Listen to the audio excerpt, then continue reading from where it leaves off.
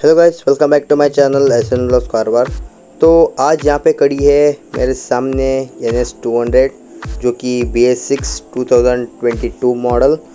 ये मेरा one of the customer की बाइक है जो कि हमारे गांव के पास में ही रहता है।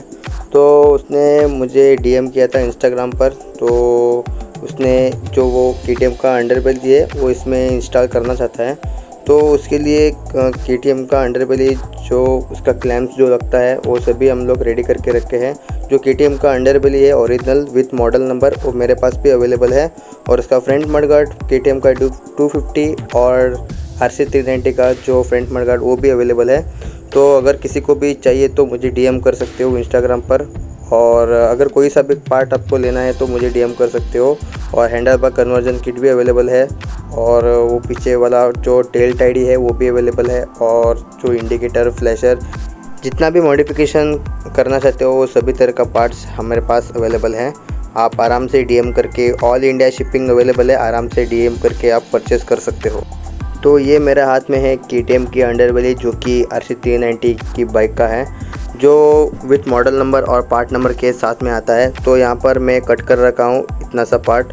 और यहाँ पे ये जो पार्ट है ये कितना डायमेंशन है वो लास्ट टाइम मैं बताया था। तो पीछे की तरफ भी यहाँ पे कटिंग कर रखा हूँ क्योंकि वो जो एग्जॉस्ट है वो इसको लग के मेल्ट हो सकता है, इसीलिए कट करना चाहिए। सो नेक्स्ट हम बात किया जाए तो ये जो अंडरबेली है ये नीचे बिल्कुल इसी प्रकार से लगता है। एक मिनट दिखा देता हूँ। इसी प्रकार से लगाना चाहिए। तो ऐसा कुछ क्लैम्प्स यहाँ पे लगने वाला है जो कि 2 L क्लैम्प्स, 2 स्ट्रेट क्लैम्प्स। ये मैं पेंट कर रखा हूँ ब्लैक पेंट। तो यहाँ पे इतना सा कुछ नट बोल्ट्स चाहिए होंगे और विथ वाशर्स। तो ये जो L क्लैम्प है ये लेफ़्ट साइड में यहाँ पे इंजन के जो क्रैश गार्ड होता है, नॉर्मल स्टॉक क्रैश गार्ड, वहाँ पर लगाना है। तो ये पहले मैं खोल लेता हूँ टी स्पैनर की मदद से।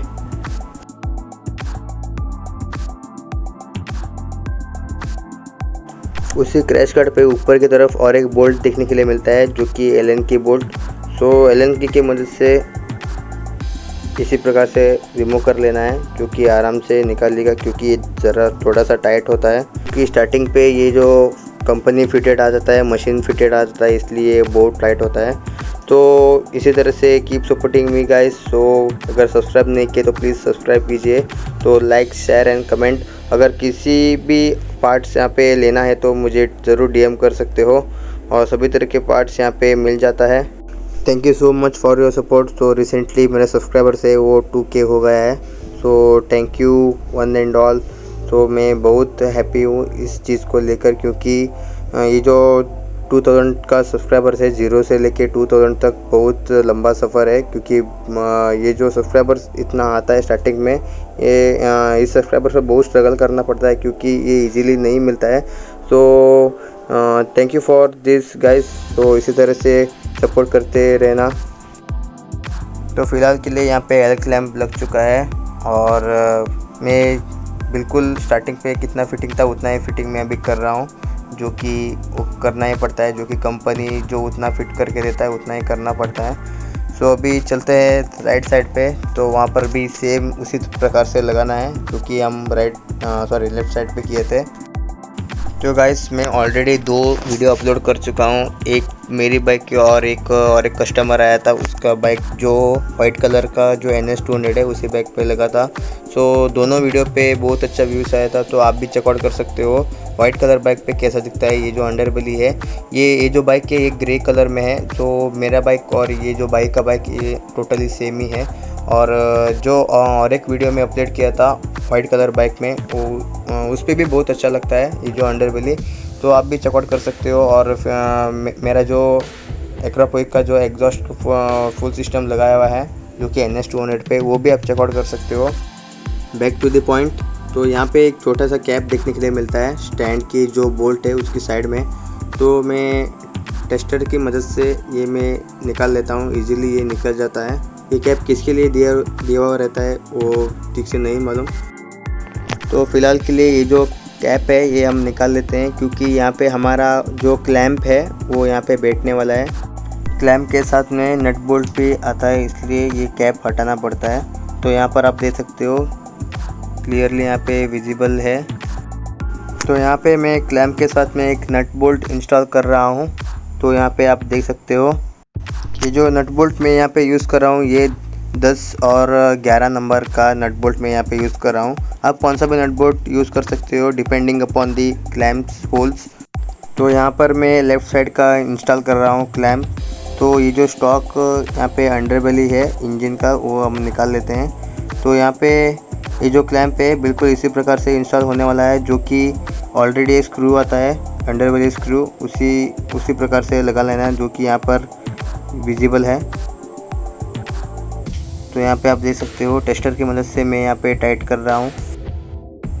तो यहाँ पे टाइट करना है, जितना हो सके उतना टाइट करना है क्योंकि ये स्लिप होता है, इसलिए जितना हो सके उतना मैक्सिमम टाइट कर लेना है। मैं वीडियो में स्टार्टिंग पर ही बोला था यहाँ पे बोल्ट्स यहाँ पे लगने वाला है जो कि 11 और 12 नंबर का बोल्ट। तो विद दी वॉशर मैं यहाँ पे लगाने वाला हूँ क्योंकि बेटर ग्रिप के लिए। तो यहाँ पे फर्स्ट लेफ़्ट साइड में मैं लगा देता हूँ, फिर जाएंगे राइट साइड पे।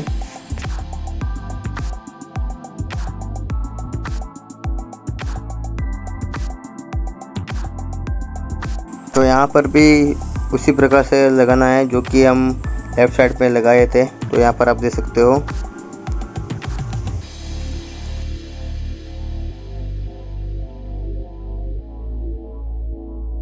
आगे वाला जो दोनों नट बोल्ट फिटिंग होने के बाद तो पीछे की तरफ यहाँ पे और एक क्लैंप देखने के लिए मिलता है जो कि हम यहाँ पे नीचे की तरफ इंस्टॉल किए थे।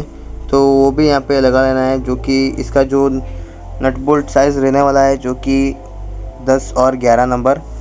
तो कौन सा भी आप यूज़ कर सकते हो डिपेंडिंग अपॉन दी क्लैंप्स। तो यहाँ पर ये जो बोल्ट मैं यूज़ कर रहा हूँ ये 11 नंबर का है, तो ये इजीली आराम से जाती है अंदर। तो यहाँ पर ये जो आप देख सकते हो यहाँ पर मैं वॉशर भी यूज़ करने वाला हूँ। तो यहाँ पे 2 होल्स में क्लैंप में बना दिया हूँ क्योंकि ग्राउंड क्लियरेंस के लिए। अगर ज़्यादा ऊपर रहेगा तो अच्छा होगा क्योंकि स्पीड ब्रेकर से यहाँ पे इजीली लग जाता है नीचे की तरफ। तो ये मैं जो ऊपर का होल्स है वो उसमें मैं लगा दे रहा हूँ, तो बिल्कुल इजीली यहाँ पे फिटिंग हो जाता है। मैं वीडियो थोड़ा सा फास्ट फॉरवर्ड कर लेता हूँ क्योंकि वीडियो लंबी ना हो जाए। अभी आते हैं लेफ़्ट साइड में, जो कि ये भी थोड़ा सा ध्यान रखेगा। ये जो इंजन का जो बेंड पाइप है उसमें लग के ये हीट हो सकती है। तो ये जो यहाँ पे नीचे की तरफ यहाँ पे दे रखा हूँ क्लैंप्स, वो आराम से लगा लेना है। आप 1/2 इंच वाला भी नट बोल्ट यूज़ कर सकते हो क्योंकि ये मैं अभी यूज़ कर रहा हूँ ये 1 इंच वाला है। तो एक बार सभी यहाँ पे नट बोल्ट फिक्स हो जाए तो यहाँ पे एक बार एडजस्टमेंट कर लेते हैं आगे पीछे ऊपर नीचे। तो यहाँ पे करेक्टली एडजस्टमेंट करके हम टाइट कर लेंगे। सो बहुत ज़्यादा भी टाइट नहीं करना है क्योंकि ये जो प्लास्टिक है आराम से कट हो सकता है। सो एक नॉर्मल डिसेंट सा टाइट रखना है।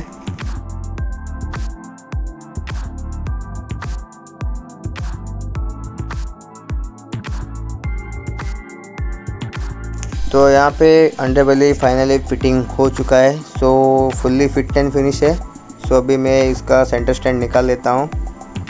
सो एक बार इसका लुक चेकआउट कर सकते हो। इसका सिनेमेटिक्स में ऐड कर लेता हूँ लास्ट पे। तो यहाँ पर ये भाई ने KTM की मडगार्ड यहाँ पे लगा रखा है जो कि है ड्यूक 250 मडगार्ड फ्रंट पे। तो उसका भी लुक आप चेकआउट कर सकते हो कैसे दिख रहा है। तो इसका भी मॉडिफिकेशन मैं यूट्यूब पर डाल देता हूँ वीडियो। सो ये जो KTM का मडगार्ड है ये फुल बॉडी का मडगार्ड है। सो हम हाफ बॉडी का मडगार्ड यहाँ पे यूज़ कर लेंगे मेरे बाइक पे। तो उसका भी वीडियो पे जल्दी लाऊंगा। सो इसी तरह से keep supporting me guys, do like share and subscribe, also comment below down. So फिर मिलते हैं नेक्स्ट वीडियो पे। Till then take care. तो वीडियो एंड होने से पहले एक बार सिनेमैटिक्स ज़रूर चेक कर लेना।